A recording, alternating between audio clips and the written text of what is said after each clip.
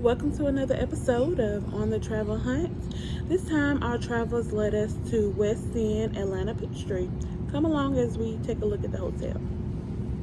So the last time we were in Atlanta, there was a MARTA station right next to our hotel. So we said the next time we come to Atlanta, we're going to try to take the MARTA from the airport to our hotel. So this is us doing that now so we can reduce the cost of our Ubers. Now, this was a fairly simple process. All we had to do was follow the trains that said towards downtown. And we even found this sign that showed us the direction to our hotel. And it was very hot down there. It was a lot of walking. And just when we thought it was over, there was another set of escalators. So just be prepared for that.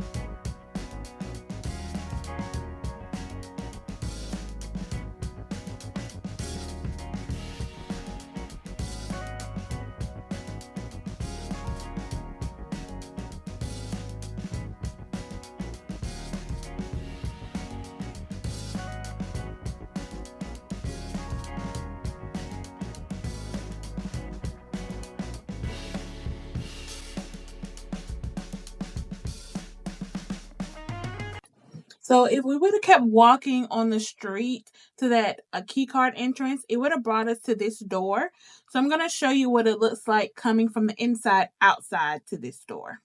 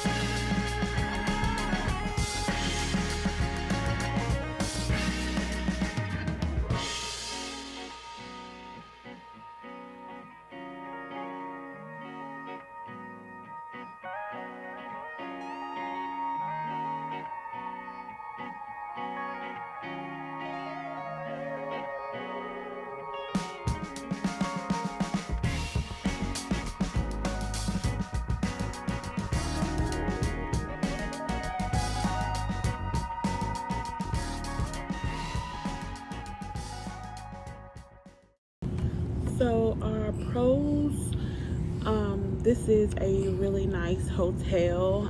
It is centrally located downtown, so it's close to everything. We came here for a concert, so it wasn't too far. from the Mercedes-Benz Stadium. Another pro is great customer service. I felt like everyone I came in contact with, from the front desk to the bar, they were very friendly. I really enjoyed the breakfast here, but Jay did not. He'll talk more about that. And I should, whatever kind. Smell. Oh yeah, and the smell of the hotel, like it smelled so good. I don't know if they have their own fragrance or not, but it smelled really nice. From the rooms to the lobby, the time you step in here, it just smells amazing. It smells clean. It smells like class. So we get into the cons. First con, so with the breakfast, on your TV you have like a little directory, so to speak, and so you can go like check out things like what's around about here, and just little amenities about the hotel. On the TV it tells you about the different restaurants and dining and stuff like that here at the bar. With breakfast, on the TV it shows that continental breakfast is $22 a person, and then your breakfast buffet, and then this another one that says an all-American breakfast, which kind of means like the all-American and the breakfast buffet is the same thing. It says $28.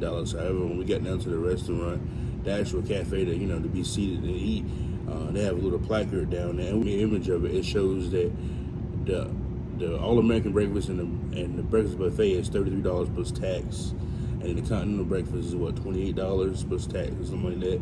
And so it's really no, the pricing is just wrong from the room, and then there's really no differentiating what's a continental breakfast or breakfast buffet, so, or all-American breakfast. So that's something you got to inquire about a little more if you want to eat breakfast here. And the breakfast here was decent. I mean, that was amazing, but it was a variety of stuff that you don't normally get in your regular continental breakfast at a hotel. Another con was we had some issues the first night with the water. So I'm guessing the water system probably went down went at midnight. However, you got people that get up and use the bathroom and do other things. Midnight. In the wee hours. And my wife, she actually came across it, and there was no water. So she couldn't wash her hands, couldn't flush the toilet at midnight. And so waking up, we had brown water, and then water would never get hot to take a shower. So we had to wait a little while in the day, to freshen up, take a shower. So that was a little inconvenience, but the hotel staff was nice about it, and they commented some things off our room as well. Another con is Uber rideshare. So whenever you do Uber, I'm not sure if it's anything with the other apps like Lyft or whatever, but when you do Uber, it's going to give you a few locations to choose from to be picked up at. However, there's no signage around the hotel to say pick up here, pick up there. There was one, but it wasn't what was on the app. Yeah, so definitely want to ask around. Otherwise, you will be looking for your Uber outside if you don't step out the main entrance of the hotel. When I mean main entrance, like you'll come to it's a main entrance with like an ornament, and it'll be like valet parking there, and that's basically where Uber picks up and drop you off at. It's on Ted Turner Drive, I believe. Yeah, Ted Turner Drive. And I think that's all the cons, I believe. Yeah, that's all the cons. We had an amazing stay. Like I said, we were here for 2 days. The Westin, I would definitely come back and stay. It was good to us. All right. Well, I hope you enjoyed another episode of On the Travel Hunt. Catch us again on our next adventure.